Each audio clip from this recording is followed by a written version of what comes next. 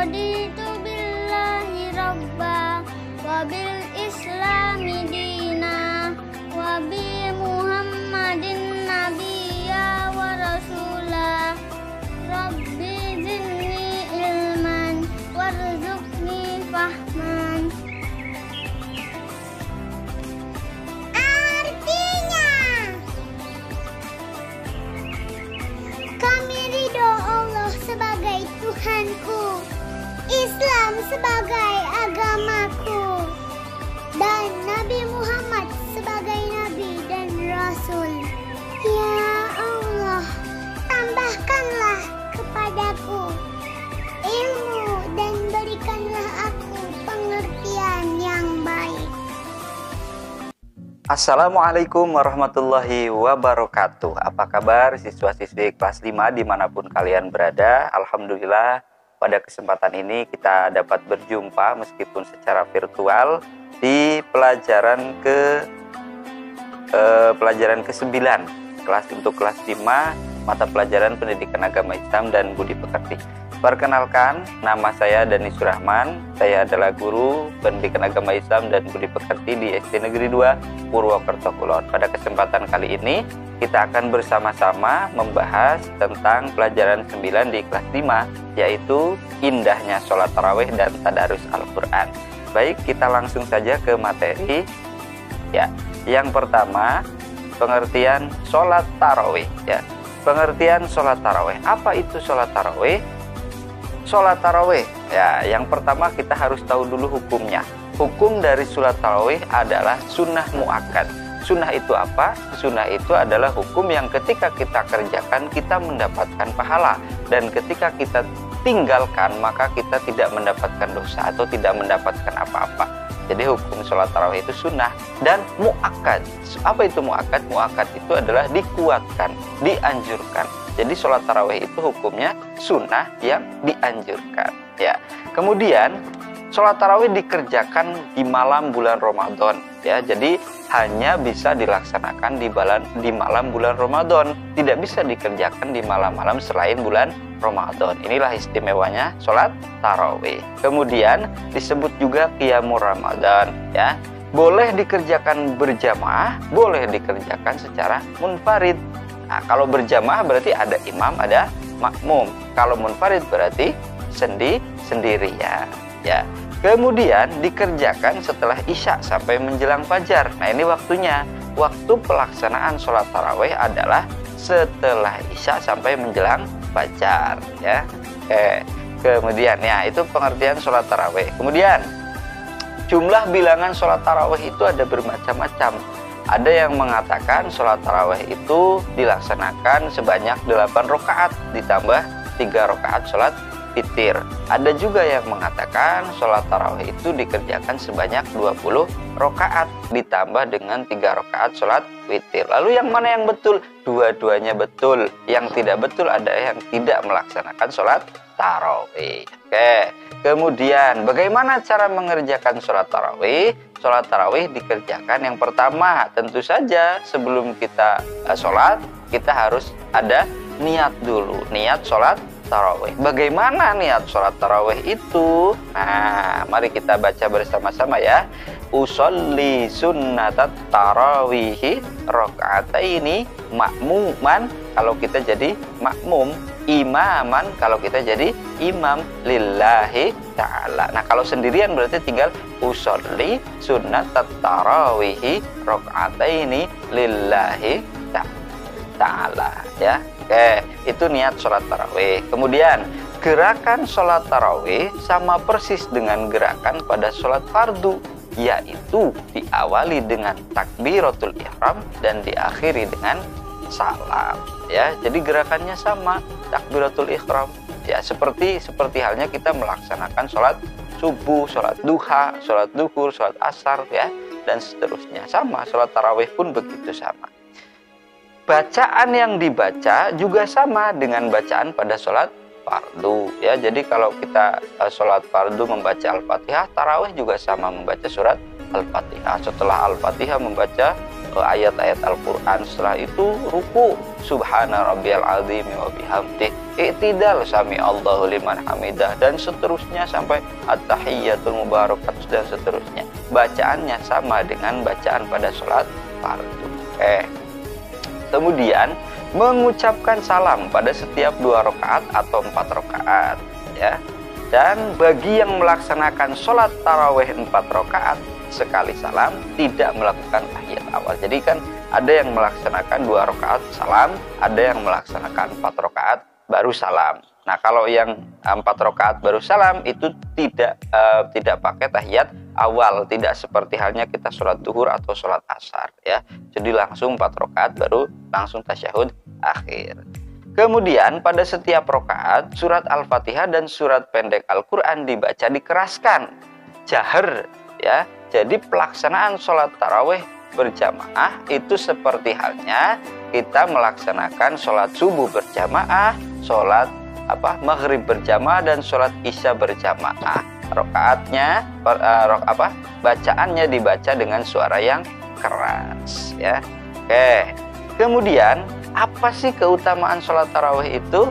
Ya, yang pertama, sholat tarawih itu memiliki keutamaan siapa yang melaksanakan sholat tarawih maka dia akan mendapatkan ampunan dosa yang telah lalu. Ya, ada hadisnya, hadis riwayat Bukhari dan Muslim. Ya, man qama ramadhana imanan wahtisaban ghufir lahu ma taqaddama min dzambih. Ya.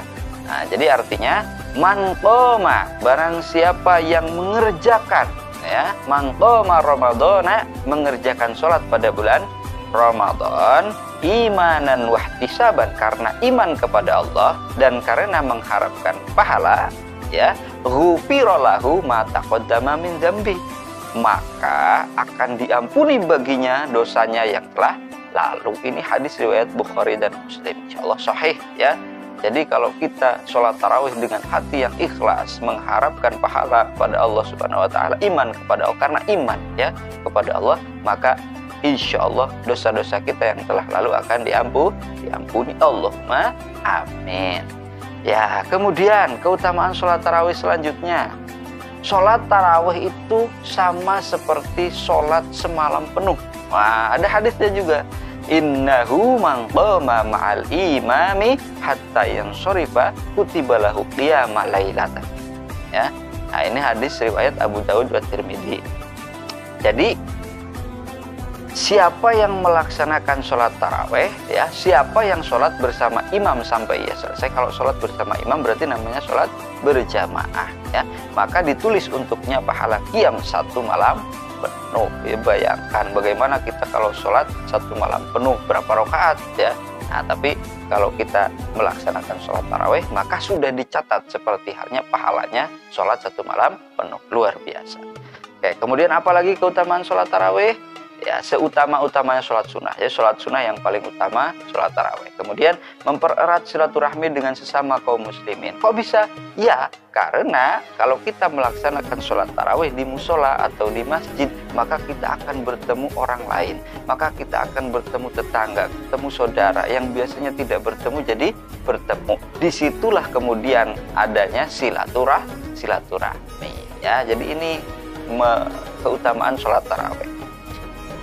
Kemudian sebagai sarana pembelajaran, ya, karena kalau kita biasanya ke masjid atau ke musola, ya, sholat tarawih, kemudian setelah sholat tarawih itu biasanya ada tausiyah, ada mauidhah hasanah, ya, ada tarbiyah, ada ceramah-ceramah di situ. Nah, disitulah kemudian sholat tarawih menjadi sarana pembelajaran. Itu banyak ilmu yang bisa kita dapat ketika kita sholat tarawih. Oke, kemudian memeriahkan Ramadan, tentu saja, ya, tentu saja Ramadan harus kita meriahkan. Itu keutamaan sholat tarawih. Kemudian, nah, jadi sholat tarawih sudah, ya, selesai. Kita akan lanjut ke pembahasan selanjutnya, yaitu tentang tadarus Al-Quran. Nah, kita harus tahu dulu apa itu tadarus. Nah, tadarus ini berasal dari kata darosa, yang artinya mempelajari, meneliti, menelaah, dan mengambil pelajaran. Darosa, ya. Oke, kemudian biasa dilakukan di masjid atau musola, ya, di saat salah seorang membaca maka yang lain menyimak. Ya, jadi rame-rame, ada salah satu yang membaca, yang lain mendengarkan sambil menyimak. Kalau ada kesalahan yang dibaca oleh si pembaca, maka yang lain membenarkan. mendengarkan ya gitu. Itu teknis pelaksanaan tadarus. Kemudian sebagai ibadah tambahan untuk mendekatkan diri kepada Allah Subhanahu wa taala ya. Jadi membaca, mempelajari, meneliti ya, bersama-sama membaca Al-Qur'an tentu saja ya. Oke, bagaimana tata cara tadarus yang baik? Tadarus yang baik yang pertama adalah khusyuk ya, menghadirkan hati dikala membaca Al-Qur'an ya. Jadi benar-benar pikirannya adalah kita sedang membaca Al-Qur'an dan memikirkan hal-hal yang lain. Kemudian yang kedua, berwudu terlebih dahulu tentu saja ya. Sebelum kita membaca atau tadarus Al-Qur'an, maka kita harus dalam keadaan suci dari hadas, baik hadas kecil maupun hadas besar. Nah, dengan cara berwudu kita suci dari hadas kecil. Oke. Selanjutnya, berbusana yang bersih, rapi dan menutup aurat. Nah, jadi seperti halnya kita akan melaksanakan sholat, kita juga harus memakai pakaian yang bersih, yang rapi, yang suci ketika kita akan melaksanakan tadarus Al-Qur'an ya. Dan yang paling penting menutup aurat. Oke. Kemudian membaca Al-Qur'an di tempat yang bersih dan suci. Selain pakaiannya yang bersih dan suci, tempatnya juga ya. Kita tadarus di rumah, di kamar yang bersih, atau di masjid, di musola, itu tempat-tempat yang bersih. Jangan kemudian kita tadarus di tempat-tempat yang di situ terdapat banyak najis ya, itu tidak beradab. Oke. Kemudian menghadap ke arah kiblat. Nah, ini juga adabnya ya. Tata cara tadarus yang baik, kita hadap ke arah kiblat baru kita membaca Al-Qur'an. Oke, meletakkan Al-Qur'an di tempat yang lebih tinggi. Al-Qur'an harus diletakkan yang paling tinggi di antara buku-buku yang lain, di antara kitab-kitab yang lain.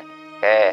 Kemudian, selanjutnya masih tata cara tadarus yang baik, membaca Al-Qur'an sesuai ilmu tajwid. Tentu saja makharijul huruf yang baik, ilmu tajwid yang baik. Oke.